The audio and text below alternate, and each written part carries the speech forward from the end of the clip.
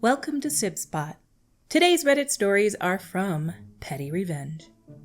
Story 1 is by Federal Run 3818. Maybe don't park in the reserved mobility impaired lot next time. My two parents, one who is wheelchair bound and the other who has advanced Parkinson's disease, live with me. Due to their mobility issues, I obtained a special permit, time-based, that allows me to park temporarily in most handicap reserved parking lots when I'm transporting them. This has been a godsend, since there is one of these lots just below my apartment and the car park is very busy. The rules governing the usage of this permit and such lots are quite strict and most keep to them. However, you get the odd motorist who parks there without a permit from time to time. Even though they run the risk of having to pay a fine, it really depends on whether anyone reports it, and then whether the parking attendants get there in time to issue the fine. Oftentimes they don't, and the drivers get away with it. So anyway, one day, I was bringing my parents to their usual appointments. Mom to dialysis, Dad to the elder care center. As we exited the lift, I spotted an MPV reversing, then driving forward to straighten out, before reversing all the way to the back of the handicap reserved lot, and then stopping. Not wanting to jump to conclusions, I walked to the front of the car where the permit would usually be displayed. This is mandatory. Nope, no permit.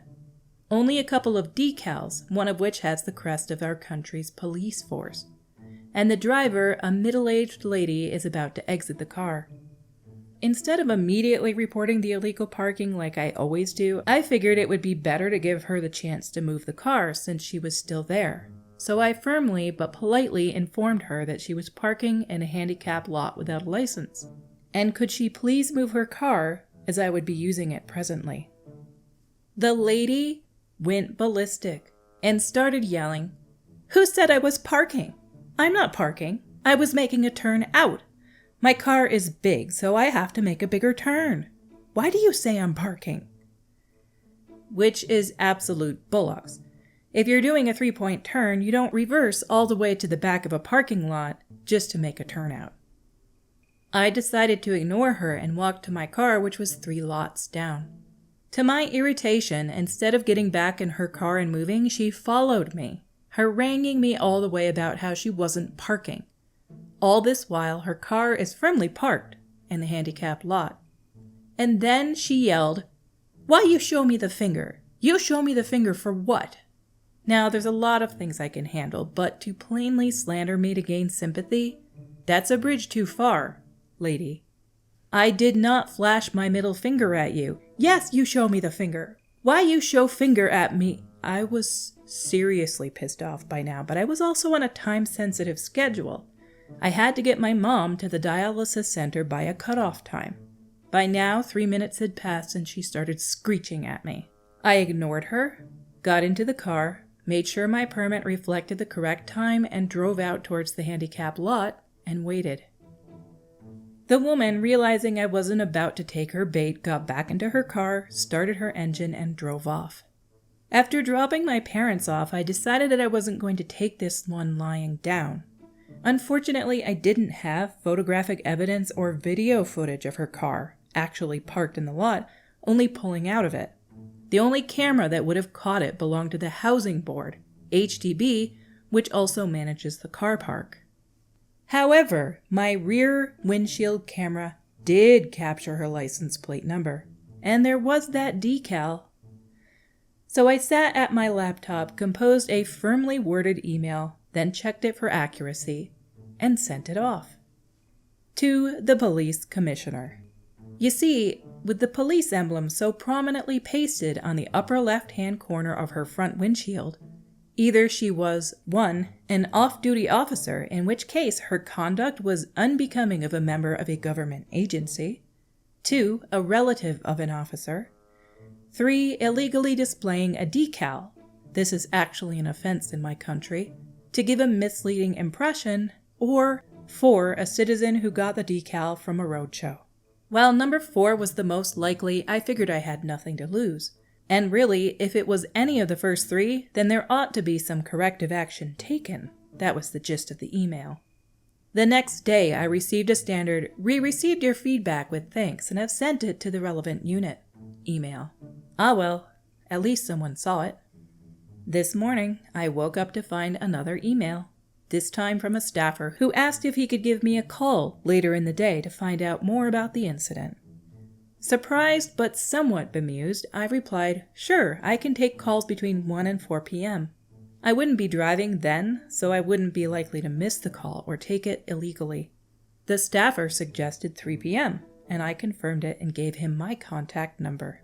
At 3 p.m. sharp, the phone rang. It was the staffer. He made some quick queries, including if the woman had at any point identified herself as a member of the police. To be fair, she hadn't, and I said so. He then explained that they had gone through their system and the car did not belong to anyone in the agency, and since the woman had not claimed to be a police officer, the likelihood was that the decal was picked up at a roadshow. I apologized for having troubled him for such a small matter. He replied cheerfully, "No, ma'am, it's no trouble. We do have to investigate to make sure that there is no misuse." "Oh, yes, we've also helped you report this to HDB already. So sorry that you had to go through this." So at the end of the day, she ended up with a $200 fine for unauthorized parking in a handicapped reserved lot. I checked. And she won't be able to appeal because they will check the cameras and it will show that the car was stationary in the lot without her exiting for over 3 minutes.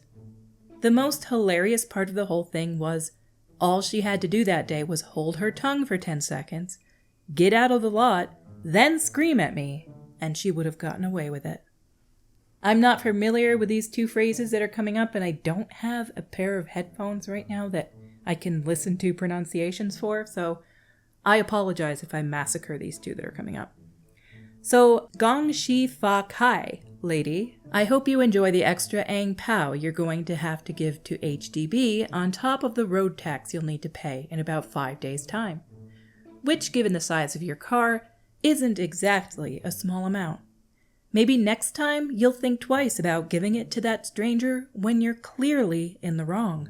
Especially when you don't know that the stranger has a history of knowing who to go to and exactly how to do so in a way their complaint gets seen. Get 'em, OP. She backed all the way in to the handicapped area. She was planning to park. Nobody likes to be approached and asked to do something when they're planning to do something else, but if you're in the wrong, it's not hard for you to do the right thing, especially in a situation like that. It's parking. You can move. It takes you less than 10 seconds. Some people don't like to be approached and told that what they're doing is in the wrong. Fix the issue before you go off on somebody, at the very least. Down in the comments by TazDevil64, I got really angry about this one time. My disability doesn't show, and I've had people say stuff, but that doesn't bother me. I'm a heart patient, and I wasn't feeling the greatest that day. A woman with a small child parked right in front of me, in the only disabled spot. I pulled up, politely asked her to move so I could park. She started yelling at me about how I could darn well walk, she had a toddler, etc. I finally got angry, blocked her car in, got out, and started into the bank. She yelled, "Where the F am I going? Move my car!" I told her she had 2 choices. Either move immediately so I can park, or I can leave my car blocking her in while I take care of my business and call the meter maid. It's a $300 ticket where I live in the US. I told her I had to nearly die to get those plates, and I'll be darned if some brat is going to take my designated space without me saying anything. I always ask nicely the first time. After that, all bets are off. Maybe you just decided at this point she's already had the chance to move immediately so you can park. And since that one's off the table, obviously, she deserves that. One thing you certainly learn from reading all these stories or even listening to all these stories, there's a lot of entitled moms out there that think that they should have some sort of disability plate or permit because they have a kid, a young kid. No, you don't. Having a kid is a normal thing a lot of people have, and it's not a disability. And you really don't get special treatment. If you're at a grocery store, there's places for women with strollers, but once they're able to get up and hold mommy's hand and walk along with you, the preferential treatment is done. You're not disabled if you have a toddler.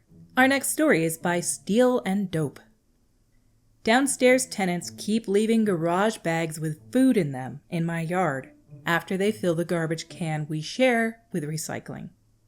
So today was the last straw. I've discussed with them nicely. I've demonstrated how to do garbage removal, but it keeps happening and I have to clean up the yard of a nasty mess.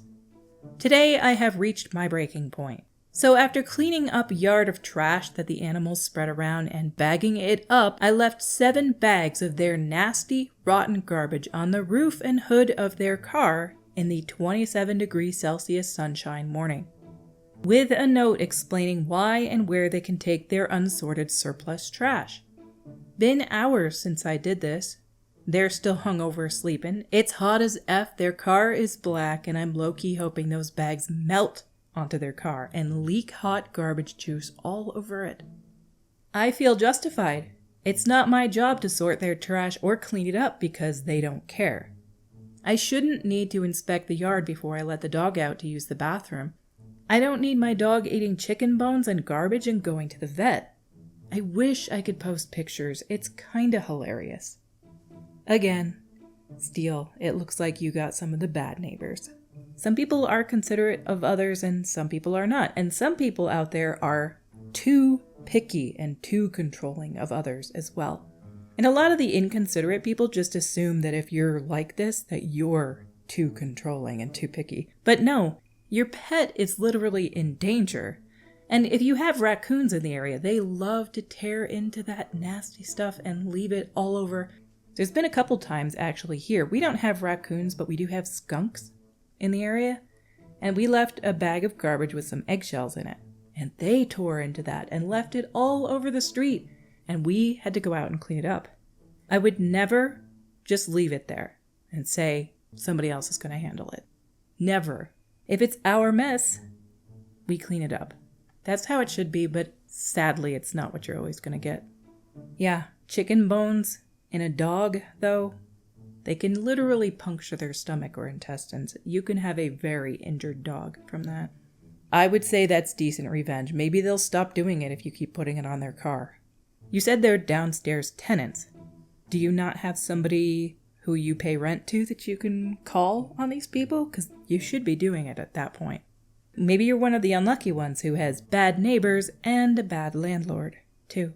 Hopefully not, because that'd be a double whammy. Our stories for today have come to a close. Until we meet again, have a phenomenal day.